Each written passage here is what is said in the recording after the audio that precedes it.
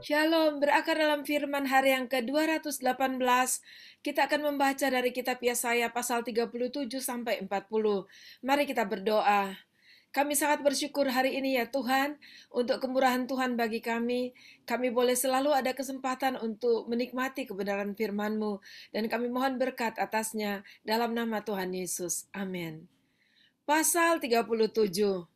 Segera sesudah Raja Hizkia mendengar itu, dikoyakkannyalah pakaiannya dan diselubungkannyalah badannya dengan kain kabung. Lalu masuklah ia ke rumah Tuhan. Disuruhnyalah juga Elyakim kepala istana, Sebna panitra negara, dan yang tua-tua di antara para imam dengan perselumbungkan kain kabung kepada Nabi Yesaya bin Amos. Berkatalah mereka kepadanya, "Beginilah kata Hizkia, hari ini hari kesesakan, hari hukuman dan penistaan, sebab sudah datang waktunya untuk melahirkan anak, tetapi tidak ada kekuatan untuk melahirkannya. Mungkin Tuhan Allah sudah mendengar perkataan juru minuman agung yang telah diutus oleh Raja Asyur Tuhannya untuk mencelah Allah yang hidup, sehingga Tuhan Allahmu mau memberi hukuman karena perkataan-perkataan yang telah didengarnya. Maka baiklah engkau menaikkan doa untuk sisa yang masih tinggal ini." Ketika pegawai-pegawai Raja Hizkia sampai kepada Yesaya, berkatalah Yesaya kepada mereka, "Beginilah kamu katakan kepada Tuhanmu, beginilah firman Tuhan, janganlah engkau takut terhadap perkataan yang kau dengar yang telah diucapkan oleh budak-budak Raja Asyur untuk menghujat aku. Sesungguhnya aku akan menyuruh suatu roh masuk ke dalamnya, sehingga ia mendengar suatu kabar dan pulang ke negerinya. Aku akan membuat dia mati rebah oleh pedang di negerinya sendiri." Ketika juru minuman agung pulang, didapatinya lah Raja Asyur berperang melawan Libna, sebab sudah didengarnya bahwa raja telah berangkat dari Lakis. Dalam pada itu raja mendengar tentang Tirhaka, Raja Ethiopia, berita yang demikian. "Ia telah keluar berperang melawan engkau," dan ketika mendengar itu disuruhnyalah utusan-utusan kepada Hizkia dengan pesan, "Beginilah harus kamu katakan kepada Hizkia Raja Yehuda, janganlah Allahmu yang kau percayai itu memperdayakan engkau dengan menjanjikan Yerusalem tidak akan diserahkan ke tangan Raja Asyur. Sesungguhnya engkau ini telah mendengar tentang yang dilakukan Raja-Raja Asyur kepada segala negeri, yakni bahwa mereka telah menumpasnya. Masakan engkau ini akan dilepaskan? Sudahkah para allah dari bangsa-bangsa yang telah dimusnahkan oleh nenek moyangku dapat melepaskan mereka, yakni Gosan, Haran, Resef, dan Bani Eden yang di Telasar? Di manakah raja negeri Hamat dan Arpad, raja kota Sefarwaim, raja negeri Hena dan Iwa? Hizkia menerima surat itu dari tangan para utusan, lalu membacanya. Kemudian pergilah ia ke rumah Tuhan dan membentangkan surat itu di hadapan Tuhan. Hizkia berdoa di hadapan Tuhan, katanya, "Ya Tuhan semesta alam, Allah Israel, yang bertahta di atas kerubim, hanya Engkau sendirilah Allah segala kerajaan di bumi. Engkaulah yang menjadikan langit dan bumi. Sendengkanlah telingamu ya Tuhan, dan dengarlah, bukalah matamu ya Tuhan, dan lihatlah. Dengarlah segala perkataan Sanherib yang telah dikirimnya untuk mencela Allah yang hidup. Ya Tuhan, memang raja-raja Asyur telah memusnahkan semua bangsa dan negeri-negeri mereka, dan menaruh para allah mereka ke dalam api, sebab mereka bukanlah Allah, hanya buatan tangan manusia, kayu dan batu. Sebab itu dapat dibinasakan orang. Maka sekarang ya Tuhan Allah kami, selamatkanlah kami dari tangannya, supaya segala kerajaan di bumi mengetahui bahwa hanya Engkau sendirilah Tuhan." Lalu Yesaya bin Amos menyuruh orang kepada Hizkia mengatakan, "Beginilah firman Tuhan Allah Israel, tentang yang telah kau doakan kepadaku mengenai Sanherib Raja Asyur. Inilah firman yang telah diucapkan Tuhan mengenai dia. Anak Dara, yaitu Putri Sion, telah menghina engkau, telah mengolok-olokkan engkau, dan Putri Yerusalem telah geleng-geleng kepala di belakangmu. Siapakah yang engkau celah dan engkau hujat? Terhadap siapakah engkau menyaringkan suaramu dan memandang dengan sombong-sombong terhadap Yang Maha Kuasa Allah Israel? Dengan perantaran hamba-hambamu engkau telah mencela Tuhan, dan engkau telah berkata, dengan banyaknya keretaku aku naik ke tempat-tempat tinggi di pegunungan, ke tempat yang paling jauh di gunung Libanon. Aku telah menebang pohon-pohon arasnya yang tinggi besar, pohon-pohon sanobarnya yang terpilih. Aku telah masuk ke tempat tinggi yang paling ujung, ke hutan pohon-pohonnya yang lebat. Aku ini telah menggali air dan telah minum air. Aku telah mengeringkan dengan telapak kakiku segala sungai di Mesir. Bukankah telah kau dengar bahwa aku telah menentukannya dari jauh hari dan telah merancangkannya dari zaman purbakala? Sekarang aku mewujudkannya, bahwa engkau membuat sunyi senyap kota-kota yang berkubu menjadi timbunan batu, sedang penduduknya yang tak berdaya menjadi terkejut dan malu. Mereka menjadi seperti tumbuh-tumbuhan di padang, dan seperti rumput hijau, seperti rumput di atas soto, atau gandum yang layu sebelum ia masak. Aku tahu jika engkau bangun atau duduk, jika keluar atau masuk, atau jika engkau mengamuk terhadap aku. Oleh karena engkau telah mengamuk terhadap aku, dan kata-kata keangkuhanmu telah naik sampai ke telingaku, maka aku akan menaruh kelikirku pada hidungmu dan kekangku pada bibirmu, dan aku akan memulangkan engkau melalui jalan dari mana engkau datang. Dan inilah yang akan menjadi tanda bagimu, hai Hizkia. Dalam tahun ini orang makan apa yang tumbuh sendiri, dan dalam tahun yang kedua apa yang tumbuh dari tanaman yang pertama. Tetapi dalam tahun yang ketiga mendaburlah kamu, menuai, membuat kebun anggur dan memakan buahnya.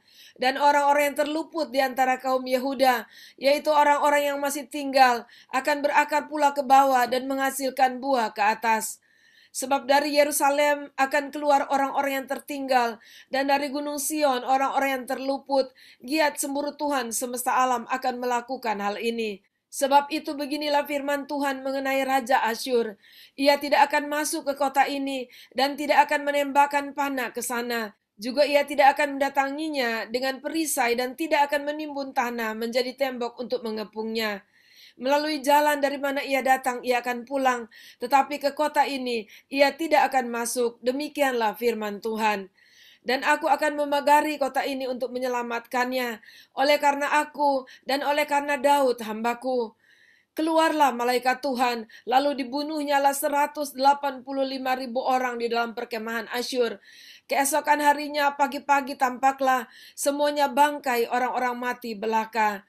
Sebab itu berangkatlah Sanherib Raja Asyur dan pulang, lalu tinggallah ia di Ninewe. Pada suatu kali ketika ia sujud menyembah di dalam kuil Nisrok Allahnya, maka Adramelek dan Sareser anak-anaknya membunuh dia dengan pedang, dan mereka meloloskan diri ke tanah Ararat. Kemudian Esarhadon anaknya menjadi raja menggantikan dia. Pasal 38.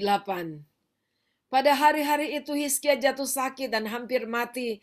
Lalu datanglah Nabi Yesaya bin Amos dan berkata kepadanya, "Beginilah firman Tuhan, sampaikanlah pesan terakhir kepada keluargamu, sebab engkau akan mati, tidak akan sembuh lagi." Lalu Hizkia memalingkan mukanya ke arah dinding dan ia berdoa kepada Tuhan. Ia berkata, "Ah Tuhan, ingatlah kiranya bahwa aku telah hidup di hadapan-Mu dengan setia dan dengan tulus hati, dan bahwa aku telah melakukan apa yang baik di mata-Mu." Kemudian menangislah Hizkia dengan sangat.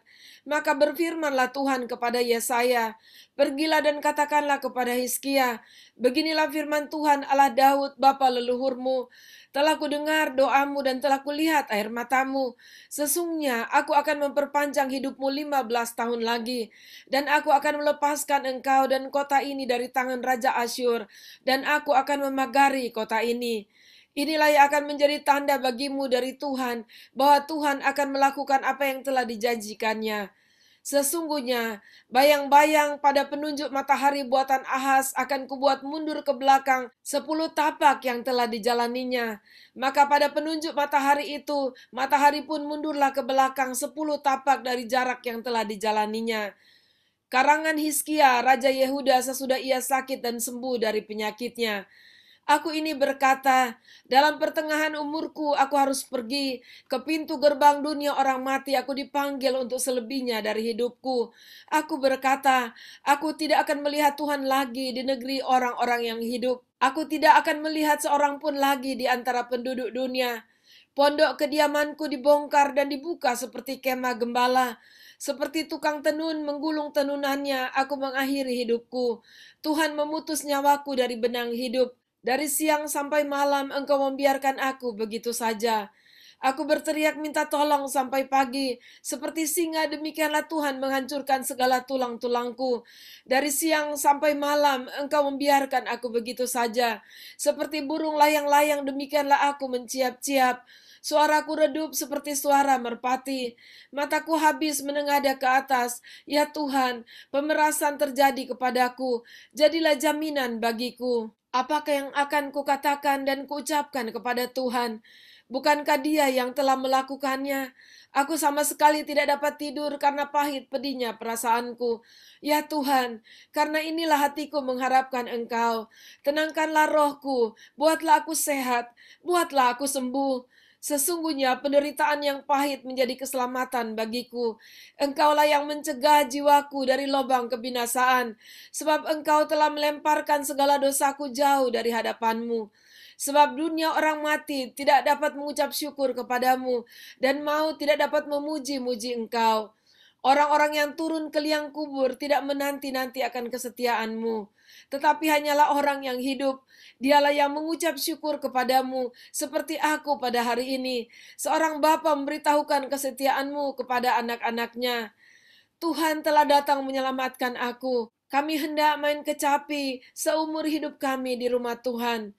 Kemudian berkatalah Yesaya, baiklah diambil sebuah kue ara dan ditaruh pada bara itu supaya sembuh. Sebelum itu Hizkia telah berkata, apakah yang akan menjadi tanda bahwa aku akan pergi ke rumah Tuhan? Pasal 39. Pada waktu itu Merodak Baladan bin Baladan Raja Babel menyuruh orang membawa surat dan pemberian kepada Hizkia, sebab telah didengarnya bahwa Hizkia sakit tadinya dan sudah kuat kembali. Hizkia bersukacita atas kedatangan mereka. Lalu diperlihatkannyalah kepada mereka gedung harta bendanya, emas dan perak, rempah-rempah dan minyak yang berharga, segenap gedung persenjataannya dan segala yang terdapat dalam perbendaharaannya. Tidak ada barang yang tidak diperlihatkan Hizkia kepada mereka di istananya dan di seluruh daerah kekuasaannya. Kemudian datanglah Nabi Yesaya kepada Raja Hizkia dan bertanya kepadanya, apakah yang telah dikatakan orang-orang ini dan dari manakah mereka datang? Jawab Hizkia, mereka datang dari negeri yang jauh dari Babel. Lalu tanyanya lagi, apakah yang telah dilihat mereka di istanamu? Jawab Hizkia, semua yang ada di istanaku telah mereka lihat. Tidak ada barang yang tidak kuperlihatkan kepada mereka di perbendaharaanku. Lalu Yesaya berkata kepada Hizkia, dengarkanlah firman Tuhan semesta alam. Sesungguhnya suatu masa akan datang bahwa segala yang ada dalam istanamu dan yang disimpan oleh nenek moyangmu sampai hari ini akan diangkut ke Babel. Tidak ada barang yang akan ditinggalkan, demikianlah firman Tuhan. Dan dari keturunanmu yang akan kau peroleh akan diambil orang untuk menjadi sida-sida di istana Raja Babel. Hizkia menjawab kepada Yesaya, sungguh baik firman Tuhan yang engkau ucapkan itu, tetapi pikirnya, asal ada damai dan keamanan seumur hidupku. Pasal 40. Hiburkanlah, hiburkanlah umatku, demikianlah firman Allahmu.